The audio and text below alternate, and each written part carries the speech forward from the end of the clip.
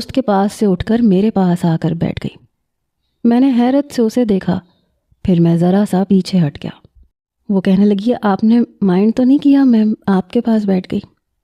میں نے کہا اور اگر میں یہ کہوں کہ ہاں میں نے مائنڈ کیا ہے تو میری بات پہ اس کا چہرہ بجھ سا گیا، کیونکہ میرا لہجہ سخت تھا۔ اس سے پہلے کہ وہ اٹھ کر جاتی پروفیسر آ چکے تھے۔ میں نے ایک پل کے لیے بھی اس کی طرف نہیں دیکھا تھا، حالانکہ دل نے اندر دہائی مچا رکھی تھی۔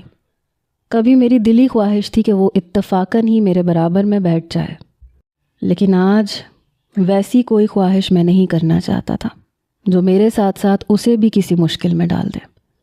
جیسے ہی کلاس ختم ہوئی میں فوراً سے اٹھ کے باہر نکل گیا۔ میں اپنے آپ کو کچھ بے بس محسوس کر رہا تھا۔ میں اس لیے اس سے دور جانا چاہتا تھا، لیکن میں نے محسوس کیا تھا کہ چند روز سے وہ بار بار مجھے دیکھنے کی کوشش کرتی تھی۔ وہ مجھ سے بات کرنے کے بہانے ڈھونڈتی تھی، لیکن میں اسے ایسا کوئی راستہ دکھانا نہیں چاہتا تھا۔ لیکن ایک بار شاید اس کا صبر جواب دے گیا۔ وہ کہنے لگی زاویار مجھے آپ سے بات کرنی ہے۔ میں اس وقت کینٹین میں اپنے دوستوں کے ساتھ بیٹھا تھا۔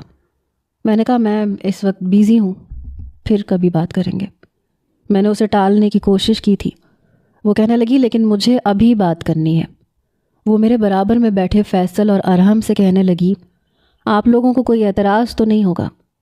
دونوں نے بیک وقت نفی میں سر ہلایا۔ حیران میں اس وقت ہوا جب اس نے میرا ہاتھ پکڑا۔ مجھے کہنے لگی میرے ساتھ چلیں۔ میں ایک نظر اپنے دوستوں کو دیکھ رہا تھا جو منہ کھولے آنکھیں پھاڑے مجھے دیکھ رہے تھے۔ جیسے ہی وہ مجھے کینٹین سے باہر لے کر آئی، میں نے جھٹکے سے اپنا ہاتھ چھڑوایا۔ میں نے کہا مسئلہ کیا ہے تمہارے ساتھ؟ یہ کیا حرکت کی ہے تم نے؟ میں بڑے